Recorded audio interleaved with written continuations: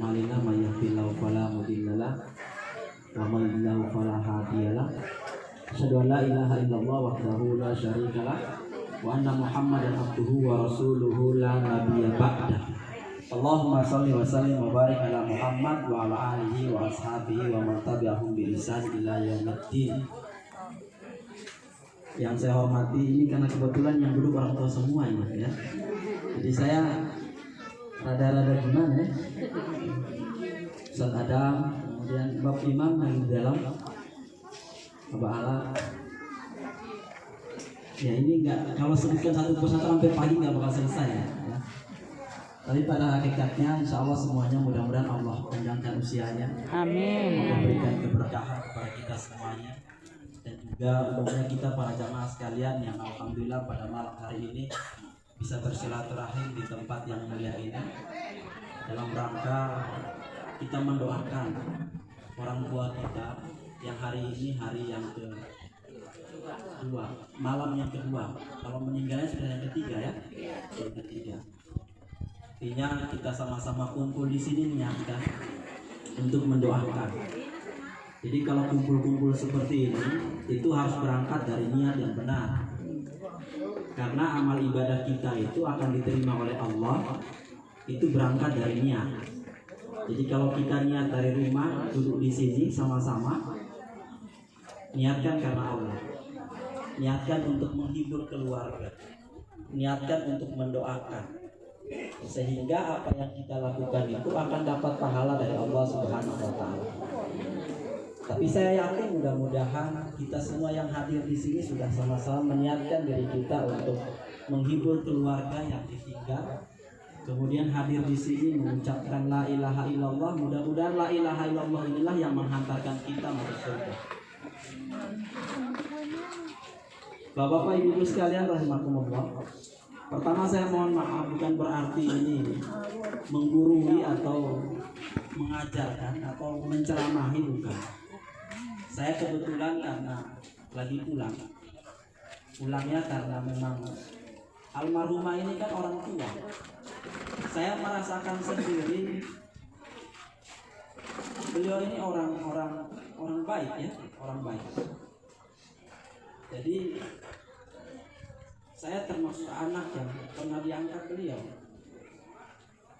Nah, jadi ketika mendapat informasi beliau meninggal ya, saya kebetulan dalam perjalanan ke Jakarta karena ada anggota dewan dari NTT yang Pak Jainuddin yang pengen ketemu saya.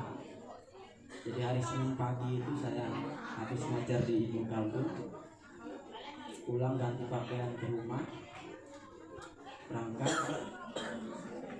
naik kereta sampai di Pasar Minggu. Baru sampai Pasar Minggu ditelepon sama abah kalau mama meninggal.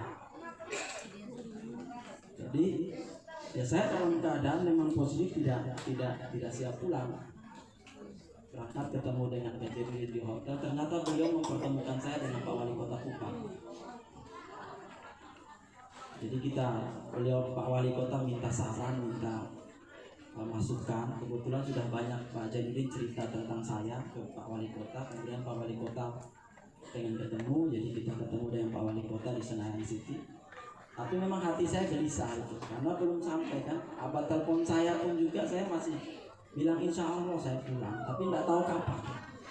Memang wasilah Pak Wali Kota itu juga ada sebenarnya. Kita bersyukur, Pak saya ketemu Pak Wali yang suruh, udah pesan tiket lah nanti saya yang atur. Alhamdulillah. Jadi saya juga berterima kasih, dan Pak Wali Kota nitip salam ke orang Namo saya gitu. Jadi Pak Wali Kota sampaikan nanti Adi sampai di Kupang salam buat orang Namo saya masih di Jakarta sampai hari Sabtu. Dan Pak Jainuddin juga anggota dewan minta sampaikan salam kepada para jamaah sekalian. Ya mudah-mudahan mereka umur panjang dan juga Allah Subhanahu wa Ta'ala berkahi semua. Jadi ini saya sedikit bercerita karena beliau ini kan orang tua yang saya merasa betul beliau membesarkan saya. Ya, beliau membesarkan ya lepas ketika kita berangkat pesantren aja. Ya, tahu saya berangkat pesantren tahun 2000 2000 tahun 2000 apa ya? Nah, 2000 lah. Alhamdulillah ya, perjuangan Allah itu, makanya saya sering kali motivasi ke anak-anak itu sekolah. Rizki itu wayarzuqu min haitsu la yahtasib. Ya, saya merasakan betul, saya tidak punya ya. Orang mungkin ngerasakan bab haji ini berangkat haji juga karena alhamdulillah, karena rezeki Allah nih. Jadi Allah kasih rezeki dari arah-arah yang tidak pernah disangka ya. Wa yarzuqu min haitsu la yahtasib itu yang sering saya amalkan dalam kehidupan saya. Saya tak pernah mikir yang lain. Saya sekolah terus. Telepon mam tua di sini, mam tua sering tanya, di mana sekolah? Dan saya termotivasi karena orang tua sering kali mendoakan saya. Dan itu kan tidak lepas dari doa. Makanya bapak-bapak, ibu-ibu sekalian, kalau pengen anaknya berhasil, doain mereka. Jangan salah, keberhasilan kami, keberhasilan kita semua itu berangkat dari doa. Jadi ketika kita jadi pun juga artinya selesai dalam melaksanakan pendidikan kita. Formalnya ya, pendidikan formal itu kan ada batasannya. Dan saya sudah mengakhiri itu semua, alhamdulillah. Saya sudah S1, saya sudah S2, saya sudah S3. Bukan sombong ya, saya cuma cerita-cerita doang. S3 selesai 2017. Sekarang pertanyaan selanjutnya kapan nikah ya? Itu pertanyaan kan ya. Apalagi Pak Ustadz kan sering kali nanya. Jadi saya kalau orang sudah tanya sudah panas dingin saya biasanya. Jangankan di sini, di sana juga begitu. Saya sering ngaji kan, pengajian ibu-ibu kan, saya sering ngisi pengajian ibu-ibu kan. Jadi saya tuh dengan ibu-ibu saya senang. Ngaji ibu tuh enak. Ya, ibu-ibu kan sering ngundang ngaji mereka. Pertanyaannya sama. Pak Ustadz kapan ngundang-undang? Ya, saya sering bilang lah, tenang, nanti ada waktu. Kita berikhtiar. Ikhtiar mah pasti. Ya, ikhtiar itu kan harus ya. Ya, kalau sudah berikhtiar ya faiza azamta fatawakkal 'ala Allah. Ikhtiar sudah kita lakukan ya semua serahkan ke Allah. Toh ada waktunya kan. Jadi jamaah sekalian rahimahumullah, saya sedikit mengulas awal ini karena saya ingin sekali lagi mengajak kita semua yang hadir di sini. Artinya bukan menggurui kita ya. Saya hanya ingin menyampaikan bahwa kuasa Allah itu di atas segala-galanya. Kalau sekarang orang-orang tengah sibuk dengan corona, ini sekarang kan lagi ramai. Di NTT ini aman-aman aja. NTT ini kayaknya orang-orang kuat-kuat semua ini. Jadi aman-aman aja. Kita di Bogor tuh gelisah ini. Tapi saya sering kali sampaikan bahwa jangan kau takut dengan corona, takut kepada yang punya corona gitu. Sekarang kita sibuk ngurusin corona, kita nggak takut terhadap yang menciptakan corona gitu. Kita takut dengan corona, kita takut Allah. Sekarang orang kan sibuk nyari masker dulu. Saya kemarin mau berangkat ke Jakarta, setiap kali itu kan mampir ke stasiun beli masker dulu. Saya tanya masker harganya berapa? 10.000 satu sekarang. Yang biasanya kita beli 1.000 jadi 10.000. Saya bilang nggak apa-apa lah, virus juga nggak bakal mampir di saya kan. Dia lihat saya juga mungkin dia enak kali. Kita sekarang lebih takut. Karena apa? Allah tunjukkan bahayanya corona itu. Walaupun kalau dilihat dari ilmu kesehatan tingkat bahayanya nggak seberapa Pak Ustaz. Nggak seberapa. Karena tingkat kematian di Indonesia tuh kalau dibilang akibat virus, maka DBD itu jauh lebih berbahaya ketimbang corona. Sehari semenit itu 2 orang meninggal karena DBD. Corona itu tercatat baru 34 orang yang teridentifikasi terkena corona. Belum ada apa-apanya. Yang meninggal baru 1. Bayangkan sudah dari bulan lalu itu baru meninggal 1. Sedangkan DBD itu per menit 2 orang meninggal. Artinya jauh lebih berbahaya kan? Tapi kenapa kita seolah-olah kayak dunia ini mau kiamat kalau bicara corona? Saya beberapa minggu yang lalu kan ada pertemuan dengan teman-teman dari Kementerian Kesehatan. Saya sampaikan bahwa jangan terlalu berlebihan menyikapi ini. Karena masyarakat tuh kalau mendengar pemimpinnya yang bicara, pasti dia takut. Bayangkan aja mau masuk istana negara saja, itu harus diperiksa.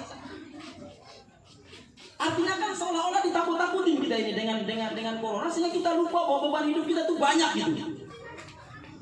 Jadi jamaah sekalian rahimahullah, kadang-kadang kita lebih takut dengan masalah sepele ketimbang yang punya masalah ini. Allah Subhanahu wa ta'ala. Coba kalau Allah tampakkan neraka di depan kita, bisa jadi kita semua lari nyari hijab untuk nutupin aib-aib kita. Tapi kan Allah nggak tampakkan itu kan, Allah yang sampaikan. Ku anfusakum wa ahlikum nar. Jaga dirimu, jaga keluargamu dari siksaan api neraka. Itu yang kata Allah kan. Artinya apa jamaah sekalian rahimakumullah? Semua ini kuasa Allah. Nah sekarang kita mau sekuat apapun kalau Allah sudah saatnya. Nah kita cerita kalau hari ini kita belajar tentang kematian. Kemarin kan Pak Ustadz sudah menyampaikan tentang kematian. Persoalannya semua itu kan pasti mati. Bahkan Hasan al-Banna mengatakan perkara yang pasti dihadapi oleh umat manusia itu adalah kematian. Dan sudah berapa banyak orang yang kita gotong kerandanya. Sudah berapa banyak orang yang kita melayat, kita takziah, tapi ternyata itu tidak mampu memberikan perubahan dalam diri kita. Betul nggak Bu? Bu, betul nggak? Coba lihat tetangga-tetangga kita, tetangga-tetangga kita. Dulu dia masih duduk barengan kita, bersampingan dengan kita. Ya, tiba-tiba kita dengar sudah meninggal. Saya juga kan kebetulan agak jauh. Pulang ke sini saya kadang-kadang suka absen kan.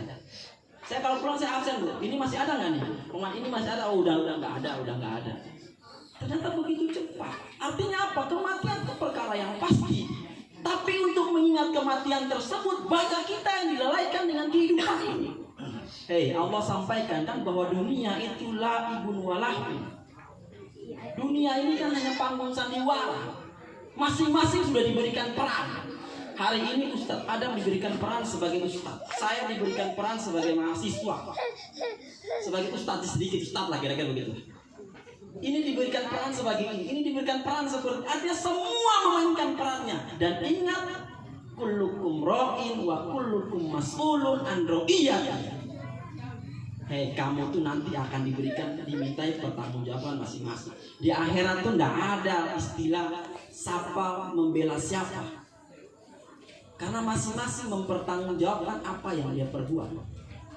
Nah kalau kamu perbuat di dunia sesuatu yang baik, maka itu pun juga yang akan kamu dapatkan. Sedikit pun juga amal yang kita perbuat, maka pasti itu pun juga akan dibalas oleh Allah. Wa may ya'mal misqala dzarratin khairan yarah wa may ya'mal misqala dzarratin syarran yarah. Nah itu apa? Jadi kadang-kadang kita kan cuma hafal ayat nggak tahu artinya, repot juga ini. Di rumah punya Al-Quran yang ada itunya, artinya enggak? Coba kali-kali programkan Ramadan itu, hatamkan artinya bila perlu. Biar tahu bahwa ternyata Allah mencatat begitu banyak ayat-ayat yang berkaitan dengan kematian. Kemarin Pak Ustaz sudah menyampaikan berapa ayat yang berkaitan langsung dengan kematian. Artinya kan kita seringkali mengingatkan dengan kematian. Orang meninggal begini kan mengingatkan kita. Jadi makanya kalau orang meninggal seperti ini, setidaknya bahan introspeksi bagi kita bahwa ternyata yang namanya mati itu tidak mengenal usia, tidak mengenal waktu, tidak mengenal siapa. Wah, kalau anak sudah menangis begini sudah harus selesai. Coba jangan nangis depan ustaz saya. Udah nangis begini kita udah buru-buru nih.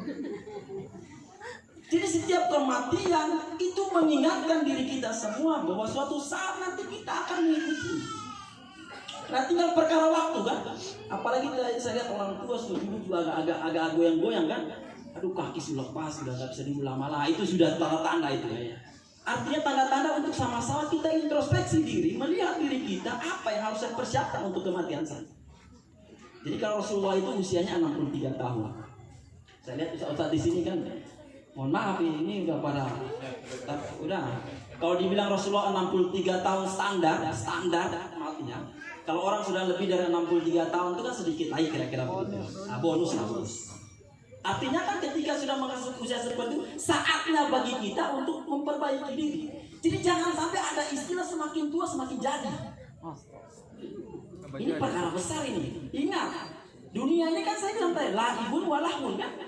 Artinya setiap kita memainkan peran kita masing-masing, tinggal bagaimana peran itu kita pertanggungjawabkan terhadap sutradara yang memberikan peran itu, yakni Allah Subhanahu wa taala. Nah, ibu sekalian rahimakumullah, Bapak sekalian rahimakumullah. Artinya setiap kematian yang menghampiri, mendatangi, itu ada sesuatu yang harus kita ambil sebagai pelajaran. Jadi jangan sampai nanti setiap orang meninggal kita hanya kumpul-kumpul begini-begini saja, tidak ada introspeksi diri, memperhatikan diri. Jadikan ini sebagai evaluasi. Ingat Allah. Dan mikir kan kita sering kali dengar berzikir setiap malam. Kalau di kita ini tradisi orang NTT ini luar biasa. Saya tidak tahu, mungkin kalau di Bogor juga ada tradisi beginian, tapi tidak semewah kita lah kira-kira begitu. Artinya ini kan kebaikan-kebaikan yang kita lestarikan, dan ini harusnya menjadi pelajaran buat kita semuanya. Nah, pada hakikatnya adalah bagaimana kita mampu menjadikan setiap momen kehidupan kita itu sebagai pelajaran untuk menghadap Allah Subhanahu wa Ta'ala.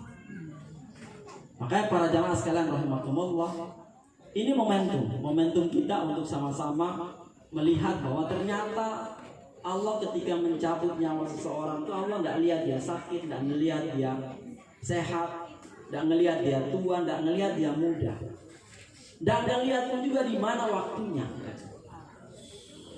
Kematian itu senantiasa menghampiri kita semua. Ini kita kalau jalan kemana-mana ini, ya. Kalau bahasanya Imam Asqalani itu menyebutkan bahwa orang kalau berjalan itu, setiap langkah yang dia gunakan untuk berjalan itu dia sedang berjalan menuju kematian. Walaupun kita tahu bahwa tujuan kita kan bukan ke sana, tapi itu kita sedang melangkah untuk menuju kematian kita. Artinya setiap langkah kita itu kalau kita tidak melangkah untuk kebaikan, bisa jadi naudzubillah summa naudzubillah kita suul khotimah. Tahu kan suul khotimah? Kan yang kita tidak inginkan kan suul khotimah. Yang kita inginkan adalah husnul khotimah. Kita menginginkan husnul khotimah, meninggal dalam keadaan yang baik. Toh kalau sakit pun juga seenggaknya setiap penyakit yang Allah berikan, jadikan itu sebagai bahan untuk memperbaiki lah. Ya. Atau kalau bahasa yang lebih gampangnya, ketika Allah kasih kita sakit itu Allah sedang ngecas terlebih dahulu ini amal-amalnya nih, biar dosa-dosanya dikurang-kurangin. Tapi bagi mereka yang senantiasa mensyukuri setiap apapun juga yang Allah berikan, ya. Walanabluwannakum bisyai'in minal khaufi wal ju' wa naqsin minal amwali wal anfusi was samarat wa basyiris sabirin. Jadi kita nih di dunia ini Allah akan uji dengan sedikit kelaparan, sedikit ketakutan. Jadi kan kadang-kadang orang meninggal itu kan seolah dia takut gitu. Saya sudah kehilangan ini, saya kehilangan ini. Tapi dia lupa bahwa setiap amal yang dia lakukan, setiap kejadian yang dia lakukan, itu Allah sudah ingatkan. Maka Allah sampaikan kan dalam Quran kan, berikan kabar gembira ini bagi orang-orang yang sabar. Siapa orang-orang yang sabar? Alladzina idza asabathum musibah qalu inna lillahi wa inna ilaihi raji'un. Jadi innalillahi wa inna ilaihi raji'un itu ucapan, itu bukan hanya orang meninggal saja. Apapun juga bentuk musibahnya, ketika dia mendengarkan ada orang kecelakaan, innalillahi, mendoakan dia mati itu. Bukan.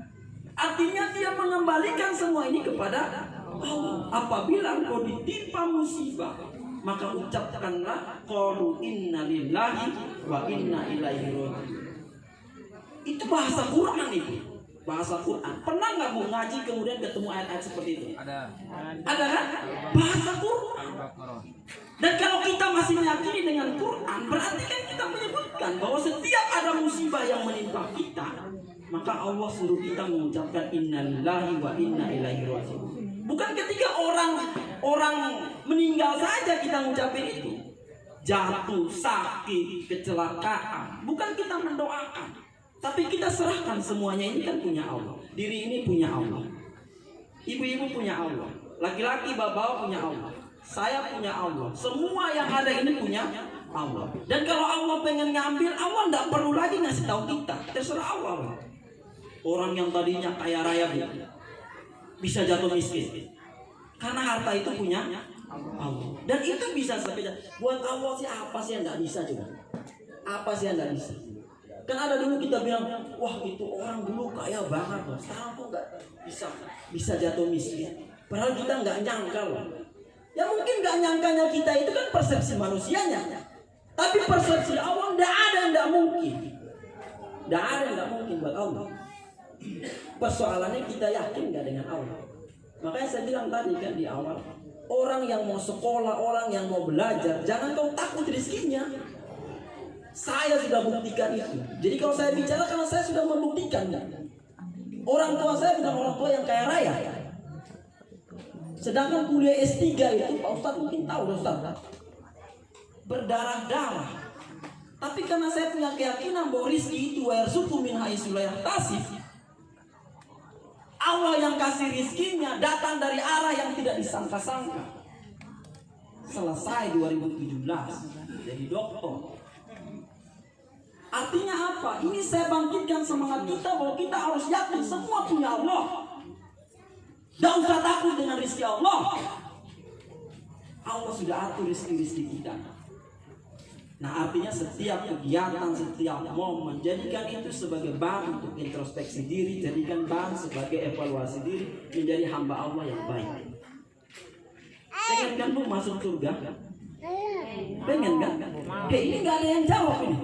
Mau masuk surga? Mau. Pengen. Ada yang nggak mau surga? Nggak mau.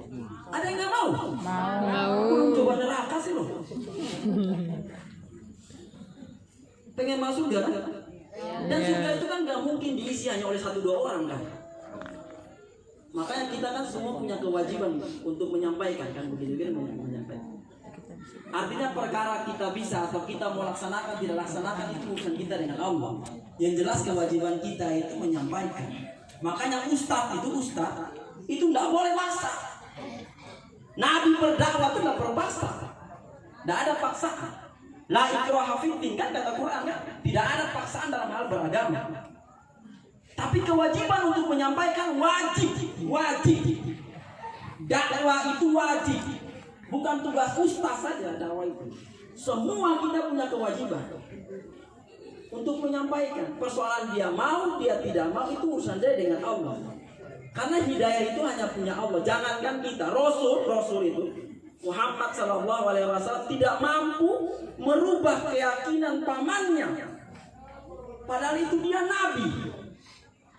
Apalagi ustaz kayak saya, tidak mungkin.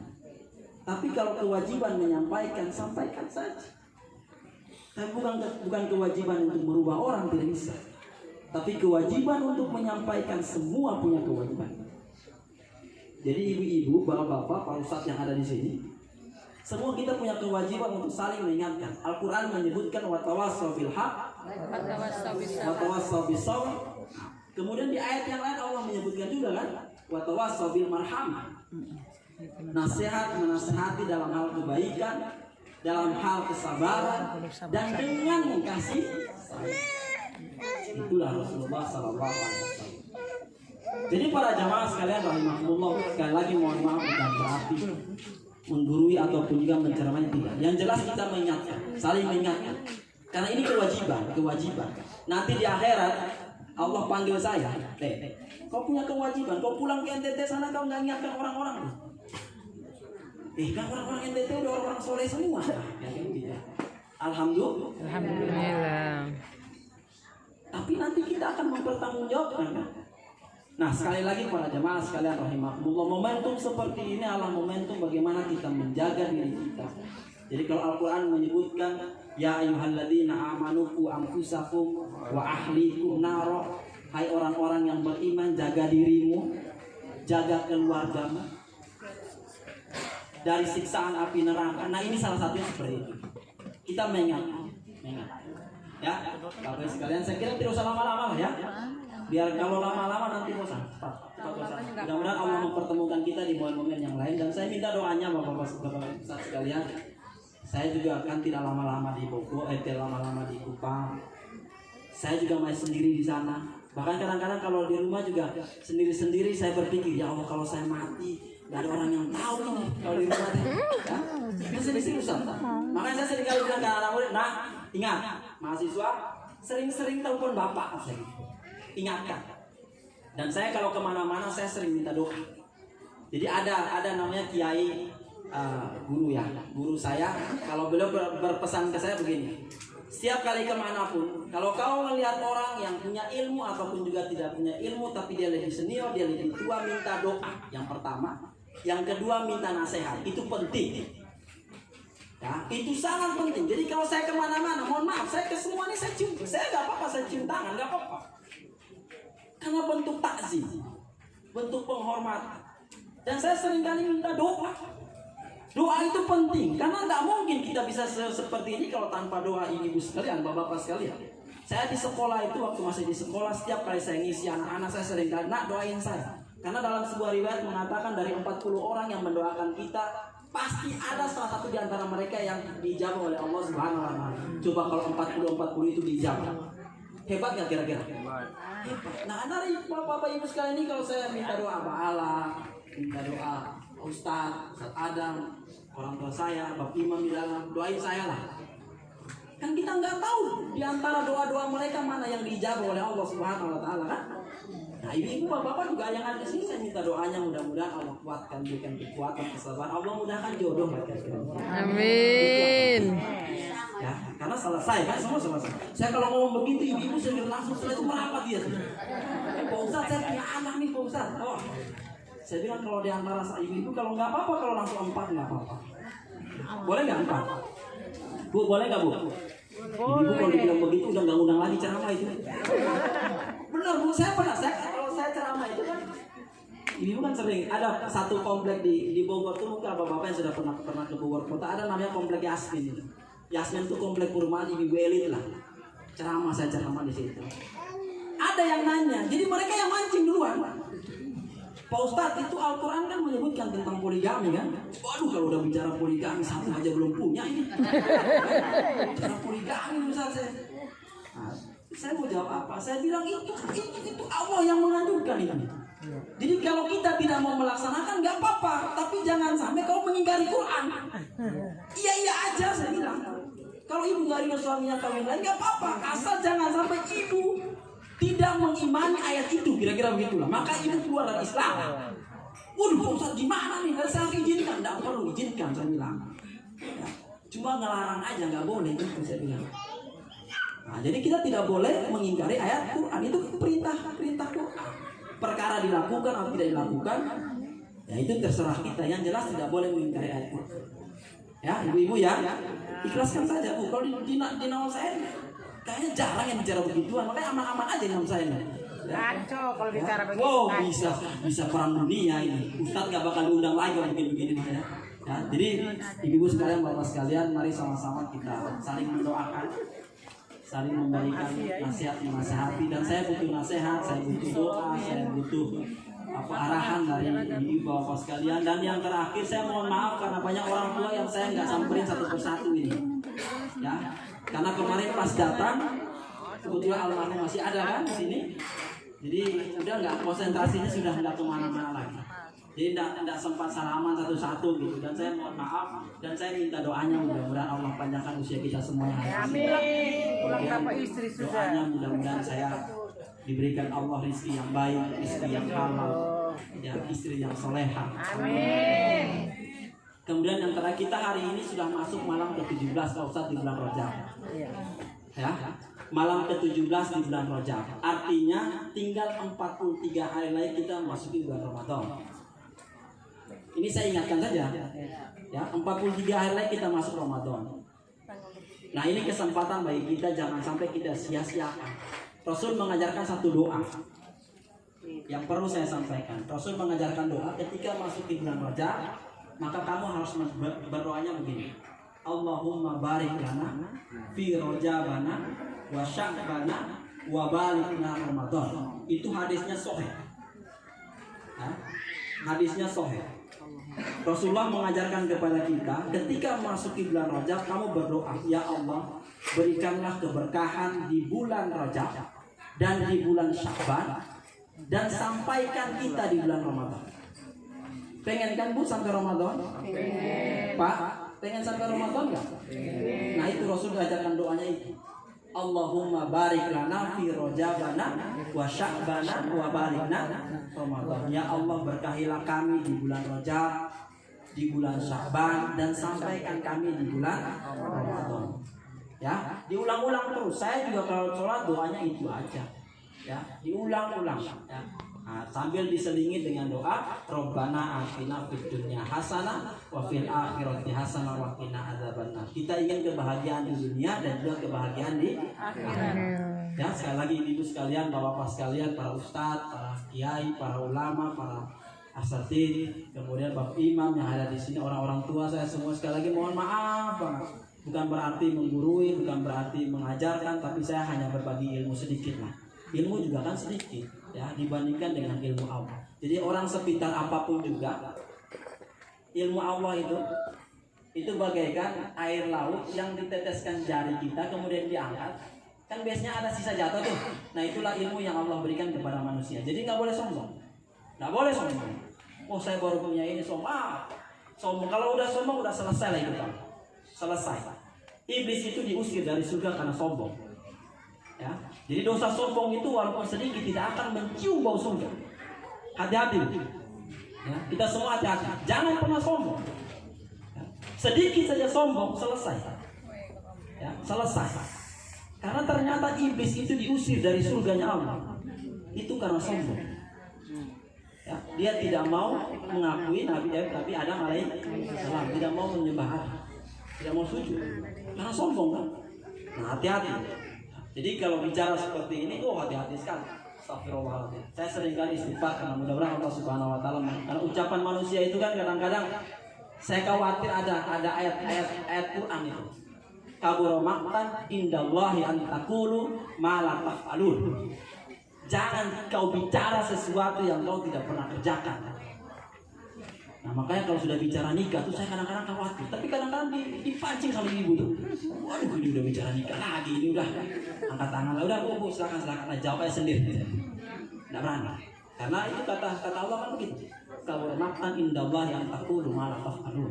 Jangan kau bicara sesuatu yang kau tidak pernah kerjakan. Ya. Tapi mengingatkan itu wajib. Mengingatkan itu wajib. Ya. Wajib itu kita ingat.